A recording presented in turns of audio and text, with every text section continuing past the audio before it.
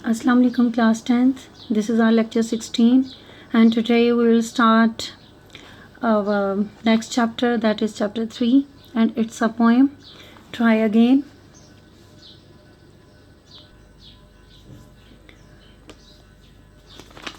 In the beginning there is a new word for you.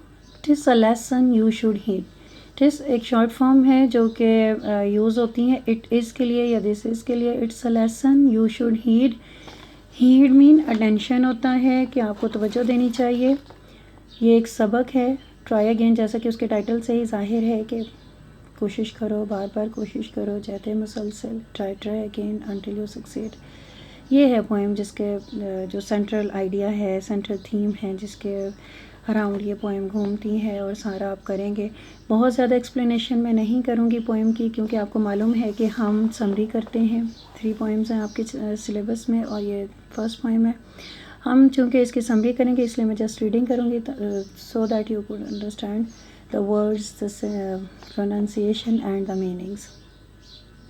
If at first you don't succeed try again. अगर आप शुरू में कामयाब नहीं होते हो तो कुछ नहीं होता, आप कोशिश करो. Then your courage should appear. तब आपकी जो करेज है, हिम्मत है, आपके अंदर एनर्जीज़ हैं, वो अपीयर होंगी, ज़ाहिर होंगी. For if you will persevere. Persevere होता है साबित कदम रहना, डटे रहना. यू विल कंकर, नेवर फियर. Try again. अगर आप कोशिश करोगे, काम करोगे तो गलती होगी या नाकामी होगी, फिर आप उस पर परसिस्ट करते हो तो फिर क्या हो जाएगा कि आप कामयाब हो जाओगे. और आपको फ़िक्रमंद नहीं होना चाहिए, खौफज़दा नहीं होना चाहिए, परेशान नहीं होना चाहिए. Just keep on trying. Once और twice though you should fail. एक दफ़ा, 2 दफ़ा अगर आप नाकाम हो भी जाते हो. If you would at last prevail try again. और अगर आप कंटिन्यू करते रखते हो अपने स्ट्रगल्स को तो एट लास्ट आप कामयाब हो जाओगे. इफ़ वी स्ट्राइव होता है struggle, continuous effort. TISS no disgrace. तो ये कोई शर्मिंदगी की बात नहीं है कि अगर आप कोशिश करते रहते हो. Though we did not win the race, what should you do in that case. अगर आप रेस में, दौड़ में, ज़िंदगी की दौड़ में या किसी भी काम में कामयाब नहीं होते हो तो हमें उस सूरत में क्या करना चाहिए. Try again. अब ये यहाँ पे पोइट खुद ही क्वेश्चन करता है और फिर खुद ही आपको आंसर कर रहा है. ये एक टेक्निक होती है इस तरह से कि खुद से सवाल करना और फिर खुद ही जवाब दे देना कि तो कोशिश करो. If you find your task is hard try again. अगर आपको कोई काम मुश्किल लगता है तो क्या करना चाहिए, कोशिश करनी चाहिए, बार बार कोशिश करनी चाहिए. Time will bring you your reward. Try again. वक्त आपको आपका इनाम देगा. रिवॉर्ड क्या होता है, प्राइस, इनाम. क्योंकि किसी की भी मेहनत को अल्लाह ताला ज़ाया नहीं करता है. All that other folk can do. वो तमाम जो दूसरे फोक होते, पीपल, लोग, जो लोग दूसरे लोग कर सकते हैं. Why with patience should not you. क्यों आप अपनी हिम्मत से, साबित कदमी से, इस्तकलाल से आप क्यों नहीं कर सकते. Only keep this rule in view. Just keep it in mind. Try again. सिर्फ आपको एक चीज़ का ख्याल रखना है, क्या, कोशिश करते रहो. ये हमारी पोएम है, सिंपल सी है, चंद वर्ड्स हैं जिनके मीनिंग्स हम 2 स्टेप्स में कर लेंगे लर्न. और रीड करवा देती हूँ मैं आपको, उसको आपने लर्न करना है. इसकी आपने बार बार रीडिंग करनी है ताकि आपको स्पेलिंग्स अच्छी तरह से लर्न हो जाएं, क्योंकि डिक्टेशन वर्ड्स कोई से भी अंदर से आ सकते हैं, उनको आपने अच्छी तरह से लर्न करना है. These are the words meanings of chapter 3 and the first word is heed. Heed आपका मीनिंग मैंने साथ साथ भी बताया था आपको पोएम की रीडिंग में. हीड क्या होता है, उसके सिना, ये आपके एक्चुअली बुक एक्सरसाइज में मीनिंग और सिनोनिम का एक क्वेश्चन भी है, तो उसके अकॉर्डिंग ये साथ साथ आपका सारा डिटेल में दे दिया गया हुआ है ताकि आपको ये साथ ही एक ही जगह पे लर्न करो. तो आपको ये बुक एक्सरसाइज के पेज 29 पे जो ए और बी पार्ट है वो भी आपके इन मीनिंग में साथ ही कवर हो जाएगा. तो इसको आप बहुत अच्छी तरह से देख लो. हीड होता है, उसका सिनोनिम में है नोटिस, लिसन, पे अटेंशन. तवज्जो देना होता है, तवज्जो करना. और उसका एंटोनिम में आ जाता है इन अटेंटिवनेस. परसिवियर क्या होता है, साबित कदम रहना. Steadfast, carry on, persist. और उसका ऑपोजिट हो जाएगा गिव अप. स्ट्राइव होता है स्ट्रगल, ट्राई हार्ड. और स्ट्रेन, अटैम्प्ट. और एक और आपने खुद से लिख लेना है, मेक एफर्ट, कोशिश करना. ठीक है, जिद्दोजहद करना. निगलेक्ट और गिव अप इसका एंटोनिम हो जाएगा. Next word is case. Case क्या होता है, सिचुएशन या इंस्टेंस, मामला या मिसाल. The fifth word is patience. Patience होती है आपके सब्र, इस्तक़लाल, फॉरबेरेंस, टॉलरेंस इसके सिनोनिम्स हैं और इसका एंटोनिम में आ जाएगा इम्पेशेंस। और सिक्स वन है करेज। करेज होता है वैलर, ब्रेवरी और मेटल। मेटल आपने अपने पेरो वर्ड्स में भी पढ़ा हुआ है।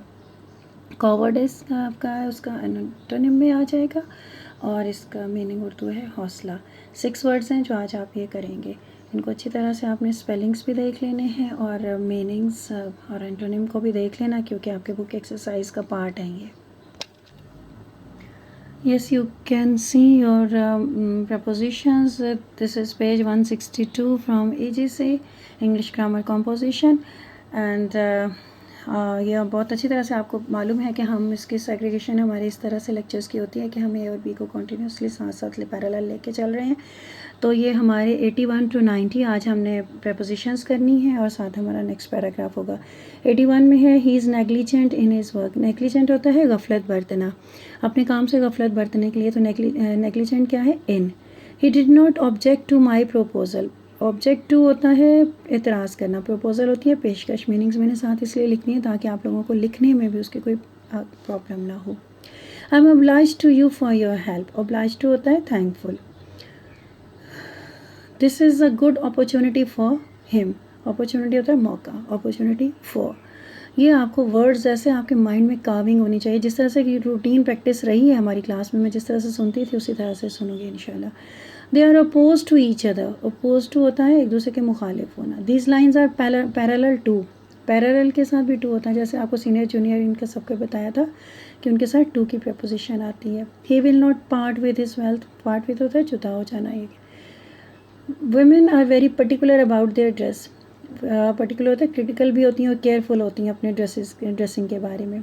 You must be patient with the patient. बहुत खूबसूरत सेंटेंस है कि आपको बीमार के साथ पेशेंट कौन सा है? बीमार। जो बाद वाला है वो पेशेंट बीमार है और जो पहले वाला है वो आपको क्या होना चाहिए? साबिर और मुतहम्मिल होना चाहिए, नहीं सब्र तहम्मुल से काम लेना चाहिए। किनके साथ? पेशेंट्स के साथ। You must have pity for the poor. गरीबों के लिए आपके दिल में हमदर्दी होनी चाहिए। Pity for the poor. Okay, these are the 10 lines that you have to learn properly with proper understanding. Yes students, paragraph 32। हज़रत अली रज़ी अल्लाह तआला अन्हु रसूल सल्लल्लाहु अलैहि वसल्लम के चचा के बेटे थे। पैराग्राफ है आपका लेक्चर 16 में जो हम आज के करेंगे। इसमें वोकैबुलरी आपके पास गिवन है। वैसे तो कोई ख़ास डिफ़िकल्ट वर्ड्स नहीं है, लेकिन ये क्या कौन कौन से गिवन है आपको।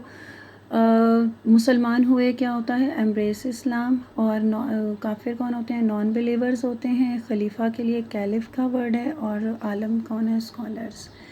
Okay, these are the difficult और न्यू वर्ड्स हैं। और इसके बावजूद ये है कि आपके अगरचे आपके पास कंपोज पैराग्राफ्स मौजूद हैं, मगर आपने कोशिश ये करनी है कि पहले आप इनको खुद से लिखेंगे और बाद में टैली कर लेंगे।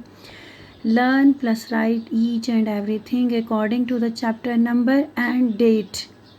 This is our lecture 16 and it must be done according to the date and lecture on your notebooks.